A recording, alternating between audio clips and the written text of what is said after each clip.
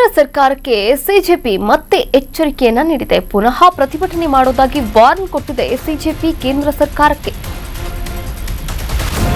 ಕೇಂದ್ರ ಸರ್ಕಾರಕ್ಕೆ ಸಿಜೆಪಿ ಮತ್ತೆ ಎಚ್ಚರಿಕೆಯನ್ನ ನೀಡಿದೆ. ಪುನಃ ಪ್ರತಿಭಟನೆ ಮಾಡುವುದಾಗಿ ವಾರ್ನ್ ಕೊಟ್ಟಿದೆ. ಜಂತರ್ ಮಂತರ್ ಕೇಸ್ ವಾಪಸ್ಗೆ ಆಗ್ರಹ ಮಾಡ್ತಾ ಇದೆ ಕಾಕ್ರೋಚ್ ಜನತಾ ಪಾರ್ಟಿ. ಎಫ್ಐಆರ್ ಹಾಕದಿದ್ರೆ ಪ್ರೊಟೆಸ್ಟ್ ಮಾಡಲ್ಲ, ಬೇಡಿಕೆ ಈಡೇರದೇ ಇದ್ರೆ ಮತ್ತೆ ಪ್ರತಿಭಟನೆಗೆ ಇಳಿಯುತ್ತೇವೆ. ಕೇಂದ್ರ ಸರ್ಕಾರಕ್ಕೆ ಸಿಜೆಪಿ ನೇರವಾಗಿ ವಾರ್ನಿಂಗ್ ಕೊಟ್ಟಿರುವಂತದ್ದು.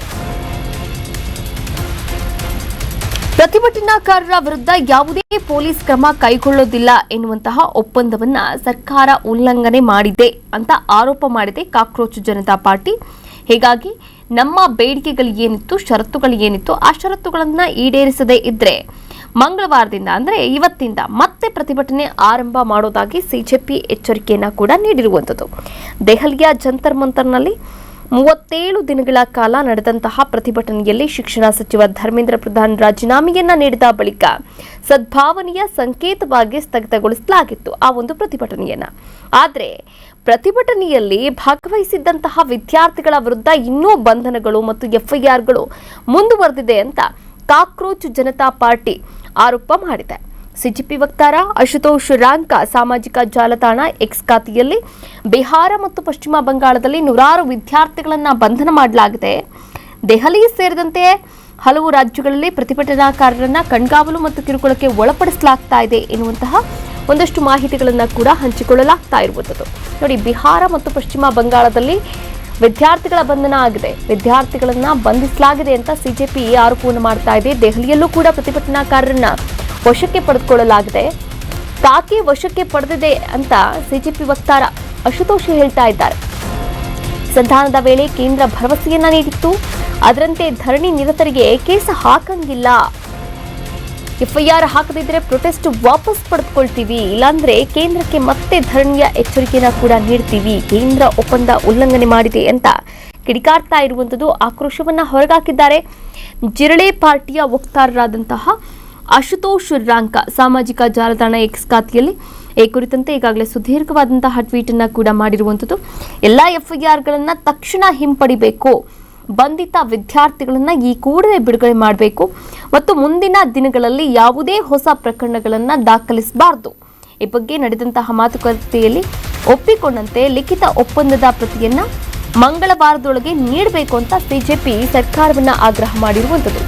ಧರಣಿ ನಿರತರ ಮೇಲೆ ಎಫ್ಐಆರ್ ಹಾಕುವಂತಿಲ್ಲ, ವಿದ್ಯಾರ್ಥಿಗಳನ್ನ ತಕ್ಷಣ ಬಿಡುಗಡೆ ಮಾಡಬೇಕು, ನಮ್ಮ ಒಪ್ಪಂದದಂತೆ ದೆಹಲಿ ಪೊಲೀಸರಾಗಲಿ ಅಥವಾ ಕೇಂದ್ರ ತನಿಖಾ ಕೇಸ್ ದಾಖಲಿಸಬಾರದು, ತಪ್ಪಿದ್ರೆ ಮತ್ತೆ ಧರಣಿಯನ್ನ ನಿರ್ಧಾರ ಮಾಡಬೇಕಾಗುತ್ತೆ ಅಂತ ಕೇಂದ್ರದ ಬಿಜೆಪಿ ಸರ್ಕಾರಕ್ಕೆ ಸಿಜೆಪಿ ವಕ್ತಾರ ವಾರ್ನ್ ಕೂಡ ಮಾಡಿದ್ದಾರೆ.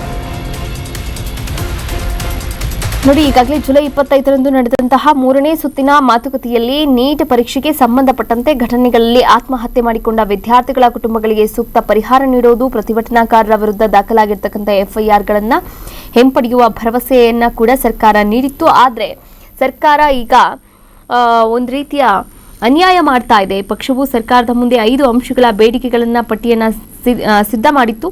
4 ವಾರಗಳ ಬಳಿಕ ಮತ್ತೊಂದು ಸುತ್ತಿನ ಮಾತುಕತೆ ನಡೆಯಲಿದೆ ಅಂತ ಕೂಡ ತಿಳಿಸಿರುವಂತದ್ದು. ಒಟ್ಟಾರೆಯಾಗಿ ಇದರ ಬೆನ್ನಲ್ಲೇ ದೇಶದ ವಿವಿಧ ಭಾಗಗಳಲ್ಲಿ ಪ್ರತಿಭಟನಾಕಾರರ ವಿರುದ್ಧ ಹಲವು ಎಫ್ಐಆರ್ಗಳು ಕೂಡ ದಾಖಲಾಗಿದೆ. ಇದೇ ವೇಳೆ ಶಾಂತಿಯುತ ಪ್ರತಿಭಟನೆಯನ್ನ ನಡೆಸುವಂತಹ ಹಕ್ಕು ಸಂವಿಧಾನಾತ್ಮಕವಾಗಿ ನಮಗಿದೆ. ಪ್ರತಿಭಟನೆ ನಡೆಯುತ್ತಿದೆ ಎನ್ನುವಂತಹ ಕಾರಣಕ್ಕೆ ಪೊಲೀಸ್ ಅತಿರೇಕ ಅಥವಾ ಲಾಠಿ ಚಾರ್ಜ್ ಅನ್ನ ಸಮರ್ಥನೆ ಮಾಡಿಕೊಳ್ಳಲಾಗಲ್ಲ ಅಂತ ಸುಪ್ರೀಂ ಕೋರ್ಟ್ ಕೂಡ ಮಹತ್ವದ ಅಭಿಪ್ರಾಯವನ್ನ ಕೂಡ ವ್ಯಕ್ತಪಡಿಸಿರುವಂತದ್ದು ನಿನ್ನೆ ಅಷ್ಟೇ. ಈ ವಿಚಾರಕ್ಕೆ ಸಂಬಂಧಪಟ್ಟಂತೆ ಕೇಂದ್ರ ಸರ್ಕಾರ ಏನು ನಿರ್ಧಾರವನ್ನ ತೆಗೆದುಕೊಳ್ಳುತ್ತೆ, ಹಾಗೆ ಸಿಜೆಪಿಯ ಮುಂದಿನ ನಡೆ ಏನು ಅನ್ನೋದನ್ನ ಕುತೂಹಲದಿಂದ ಕಾದು ನೋಡಬೇಕಾಗಿದೆ.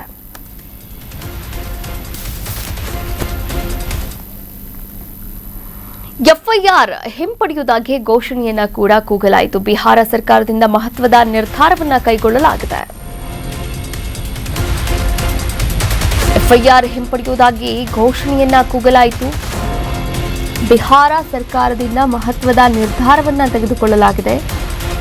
ಲೀಗ್ ವಿರೋಧಿಸಿ ಪ್ರತಿಭಟನೆ ಮಾಡಿದ್ದವರ ಪ್ರಕರಣ ಎಲ್ಲಾ ಕೇಸ್ ವಾಪಸ್ ಪಡೆಯುವುದಾಗಿ ಭಾಷಣ ಕೂಡ ಕೊಟ್ಟಿದ್ದರಂತೆ. ವಶಕ್ಕೆ ಪಡೆದಿದ್ದಂತಹ ಬಂಧನವಾದವರ ರಿಲೀಸ್ ಕೂಡ ಮಾಡಬೇಕು, ತಕ್ಷಣ ಬಿಡುಗಡೆ ಮಾಡುವುದಾಗಿ ಘೋಷಣೆಯನ್ನ ಕೂಡ ಮಾಡಲಾಗಿದೆ. ಮುಂದಿನ ದಿನಗಳಲ್ಲೂ ಕೂಡ ಕ್ರಮ ಕೈಗೊಳ್ಳಲ್ಲ ಅಂತ ತನ್ನ ಅಧಿಸೂಚನೆಯಲ್ಲಿ ಕೇಂದ್ರ ಸರ್ಕಾರ ತಿಳಿಸಿದೆ. ಇನ್ನು ರಾಜ್ಯವ್ಯಾಪಿ ಬಂದ್ ವೇಳೆ 694 ಜನರನ್ನ ವಶಕ್ಕೆ ಪಡೆಯಲಾಗಿತ್ತು. ಹಿಂಸೆಯಲ್ಲಿ ಭಾಗಿಯಾಗಿದ್ದವರ ಮೇಲೆ ಕ್ರಮವನ್ನು ಕೂಡ ಕೈಗೊಳ್ಳಲಾಗಿತ್ತು. ಬಂಧಿತ 355 ಜನರ ವಿರುದ್ಧ ಆಕ್ಷನ್ ಖಚಿತ ಅಂತ ಕೂಡ ಈ ವೇಳೆ ಹೇಳಲಾಗಿರುವಂಥದ್ದು.